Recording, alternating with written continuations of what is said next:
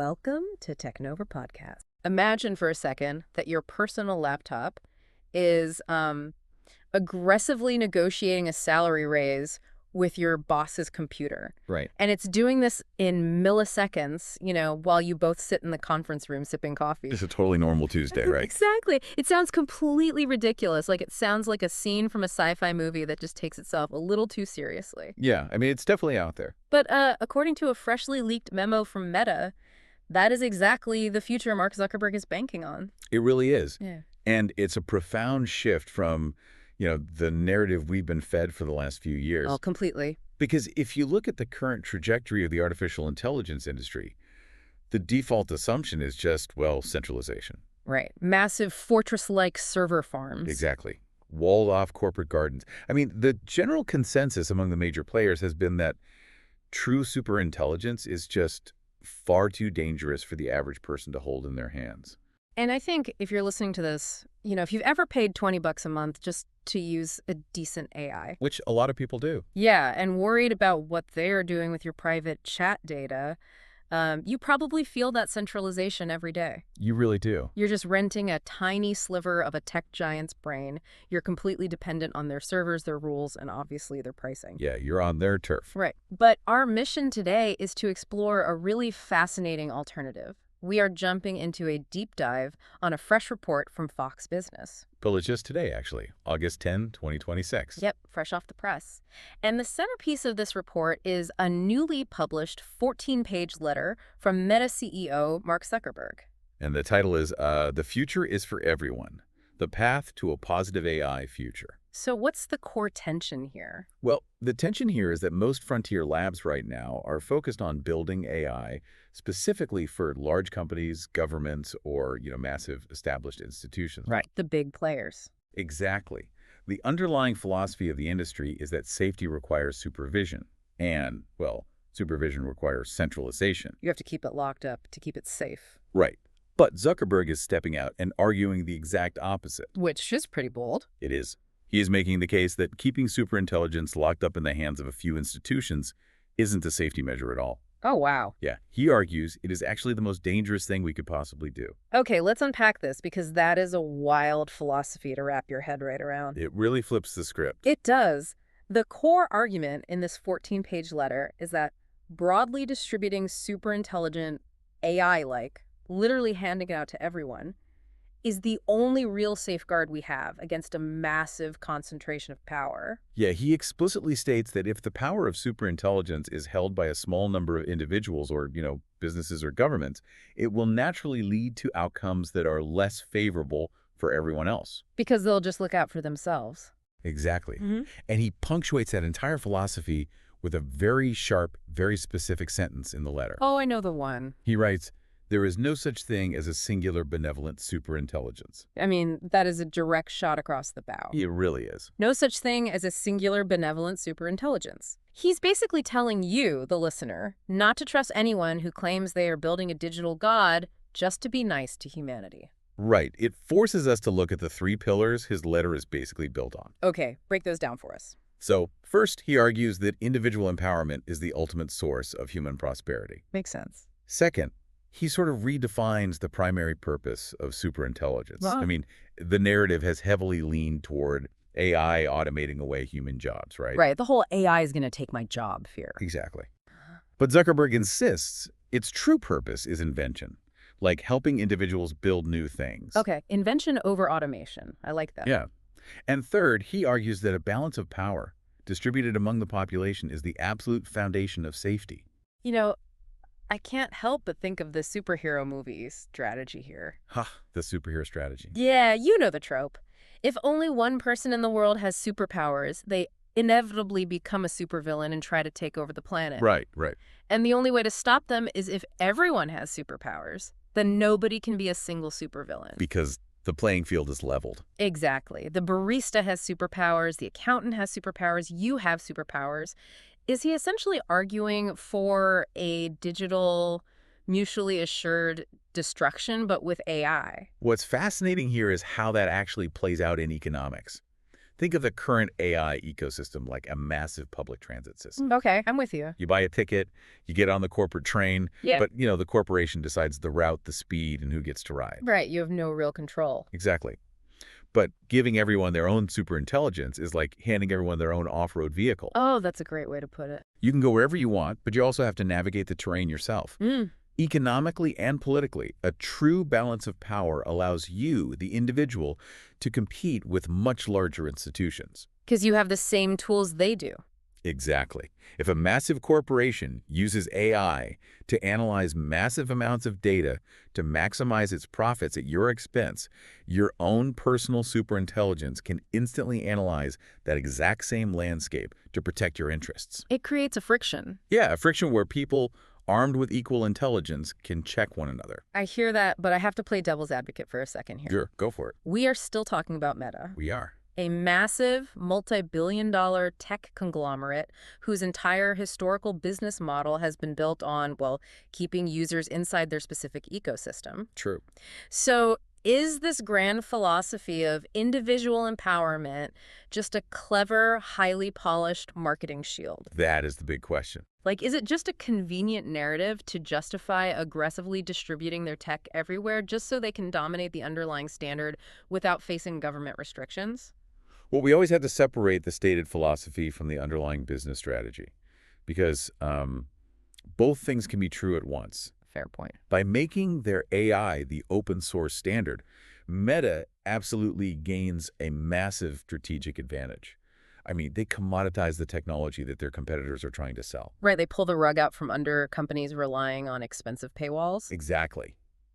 However, the report makes it clear that regardless of Meta's corporate motivation, the result on the ground is that individuals are being handed unprecedented technological capabilities for free. So the user still wins. Yeah, the philosophy of decentralization is undeniably good for Meta's business, but the mechanics of open source mean it genuinely shifts the balance of power toward the user. But philosophy is cheap, right? Oh, absolutely. It's easy for Zuckerberg to write a 14-page manifesto about empowering the barista and the accountant. Right, talk is cheap. The real question is, how do you actually put a multi-billion-dollar supercomputer into the hands of an average person? How is Meta delivering on this today? Well, they're delivering it by fundamentally changing how the software is distributed. Okay. The Fox Business Report notes that Meta is officially resuming the release of open-source AI models. Which is huge. It is. Zuckerberg describes the current open-source ecosystem as strong, calling it a positive and important force for both the economy and for safety. And he thinks stopping it now would be bad. He explicitly states that trying to restrict it now would be a massive mistake. Here's where it gets really interesting, because they didn't just announce a philosophy. No, they did not. They dropped a massive piece of software alongside this letter.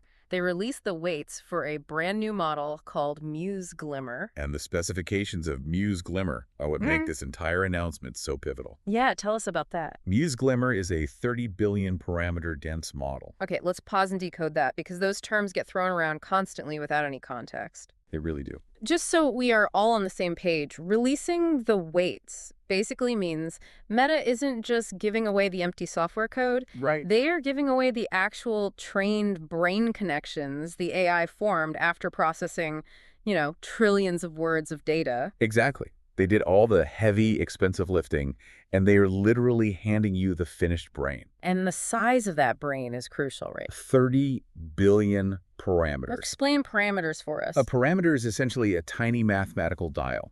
When you ask the AI a question, it adjusts 30 billion of these tiny dials to predict the perfect answer. But the word dense is the kicker here. It really is. A dense model means every single one of those 30 billion dials turns and fires every single time you ask it a question. No matter how simple the question is. Right, it doesn't take shortcuts, which requires a staggering amount of computational power. Huge amounts. So how on earth does a 30 billion parameter dense model not instantly melt a standard MacBook?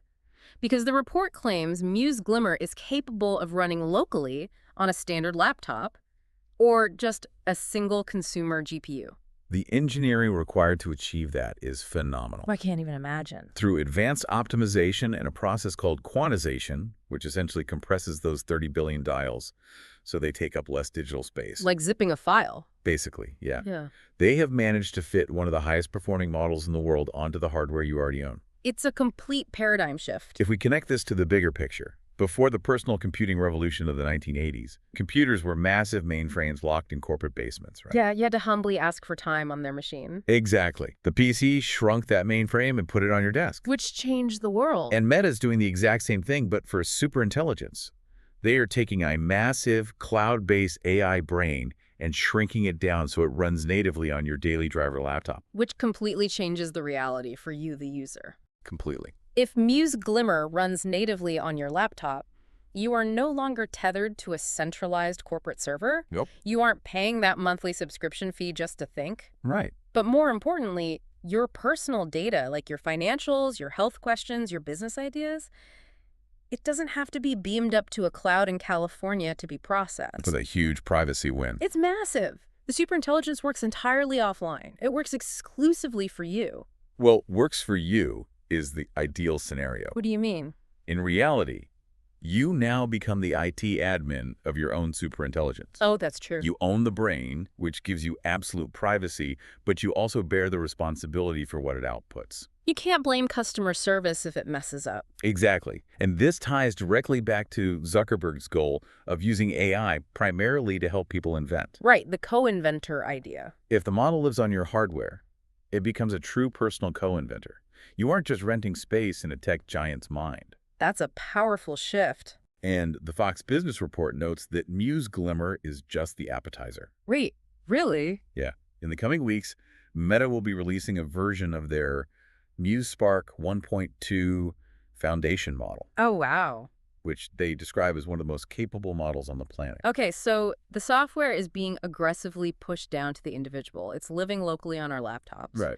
But that creates a really fascinating paradox. How so? Because while the digital software can be compressed to fit in your backpack, the process of training these 30 billion parameter open source models in the first place requires an unbelievable amount of physical infrastructure. Oh, absolutely. The cloud is a lie. Right. The cloud might feel invisible when you're using it, but it actually lives in massive, humming, concrete data centers on the ground. And the physical footprint of this open source vision is dramatically impacting local real-world economies. Yeah, we have to talk about that. Meta is hyper-aware of this physical reality. The open source software is free, but the data centers required to build it cost billions. Real money. Real money. To address this, Zuckerberg previewed a staggering new financial commitment in his letter. Right, the fund. Yeah, a $1 billion fund called the Future is for Everyone Fund. $1 billion designed specifically to invest directly in United States communities where Meta currently owns and operates its data centers. Yeah, Meta is framing this as a community compact. Okay, what does that actually mean? The underlying logic is that sustainable infrastructure development is just impossible if the local communities hosting these massive facilities don't directly benefit. Makes sense. You can't just drop a giant, power-hungry warehouse into a rural town, drain the local power grid, and offer nothing in return. Exactly. The Community Compact promises high-paying local jobs, direct investment in schools and public services, and commitments to ensuring that local energy prices remain stable. Even with the massive energy draw of the servers. Right, which is a big concern for these towns. So what does this all mean? The report highlights a striking real-world example to prove this isn't just, corporate virtue signaling. It really is wild. Yeah. They point to Richland Parish, Louisiana. Meta is currently building a large data center there, and the resulting economic impact has been immediate. Immediate and massive. According to the report, teachers in Richland Parish just received a $50,000 bonus this year. I mean, that is just... $50,000. The mechanism behind that number is what's truly fascinating. Yeah, explain how that happens. The reason the $50,000 bonus happened isn't just because Meta wrote a charity check out of the goodness of their hearts. Right. It's not a donation. No, it's a fundamental shift in municipal finance. When a company builds a billion-dollar physical structure in a rural parish, the local property tax assessments absolutely skyrocket. Oh, right. A rural town with a relatively small tax base suddenly has a billion-dollar asset sitting in its jurisdiction. Exactly. The property taxes alone generate more municipal revenue than the town has ever seen. Exactly. The local government suddenly has a massive surplus. Wow. What Meta is doing with the $1 billion Future is for Everyone Fund is formalizing this economic spillover. Like institutionalizing it. Right. They are aggressively signaling to other towns and, to federal regulators that hosting a metadata center is a golden ticket. It totally transforms the funding for local public services like schools, law enforcement, and fire departments. I mean, 50 grand for a single teacher is life-altering money. It's incredible. The local superintendent actually told Meta that teachers are now actively moving to Richland Parish from all across the country. I'm not surprised. He believes it's going to become one of the best school districts in the entire nation solely because of a data center. That's a crazy shift. But again, I have to look at the motives. Is a $50,000 bonus a carefully curated anomaly used for brilliant PR while they build massive infrastructure, or are we looking at a model that completely rewrites the economic reality of rural America? Well, the sheer scale of the economics means it has to be more than just PR. Because the tax money is real. You can't fake a municipal tax windfall of that size. But it also reveals a deeply pragmatic side of Zuckerberg's philosophy. Yeah, for a leader preaching decentralization and empowering the individual, he makes it very clear that government cooperation is essential. Right. He didn't exactly say, keep the government out of my business. Far from it. In the letter, Zuckerberg openly acknowledges that government policy is going to be absolutely necessary to ensure a positive future. He actually wants them involved. He calls for close cooperation between frontier AI labs and the government. Which makes perfect sense when you look at the physical requirements. Okay. You literally cannot build a billion-dollar data center in rural Louisiana without working hand in glove with local and federal governments. You need zoning laws, power grid management. Water rights for cooling the servers, taxation. Yeah, it highlights a unique dual approach that sets Meta apart from the rest of the industry right now. They're playing both sides. On one hand, they are aggressively open sourcing the software. They're handing the actual superintelligence over to individuals to run on their laptops. Fostering that decentralized Wild West ecosystem of innovation. Exactly. But on the other hand, they know that to forge those models in the first place, they require a massive, highly centralized, highly localized physical footprint. You can't download a data center. Right.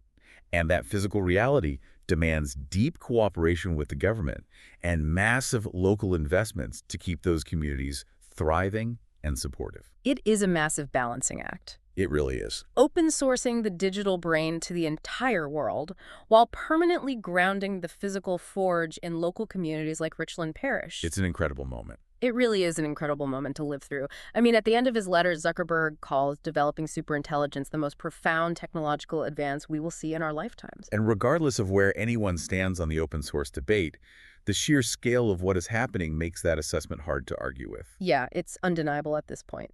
So let's briefly recap the journey we've taken today through this August 10th, 2026 Fox Business Report. A lot of ground covered. We started with Mark Zuckerberg's underlying philosophy of decentralized power.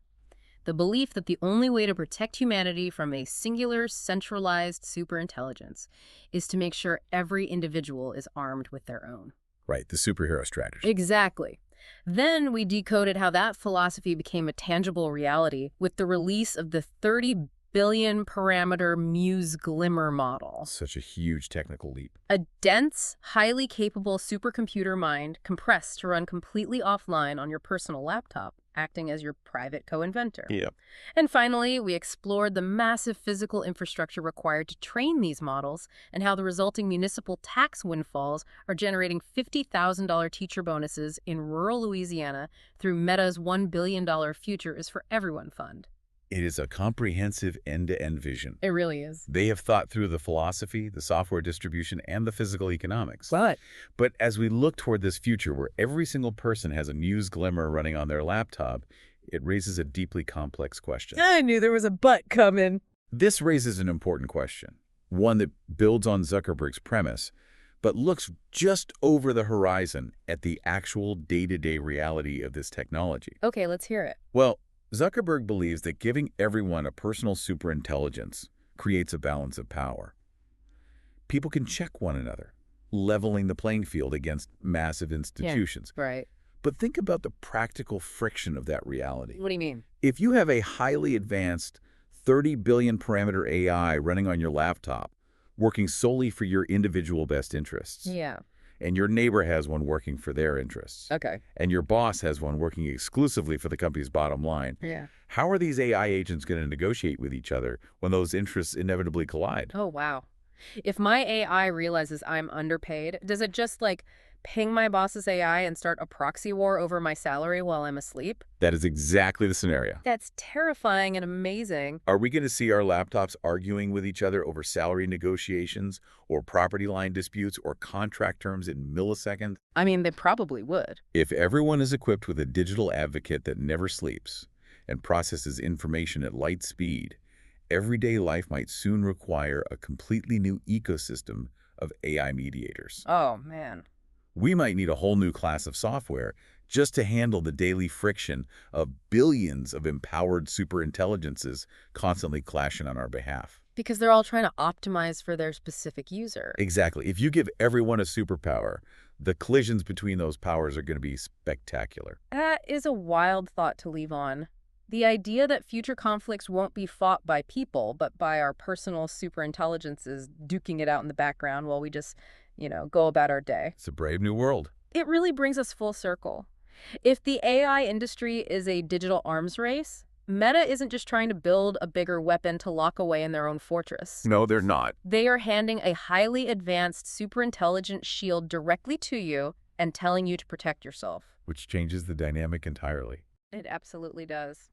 Well, thank you so much for joining us on this deep dive. Keep questioning the rapidly changing world around you. Keep a close eye on what's running on your own laptop, and we'll see you next time.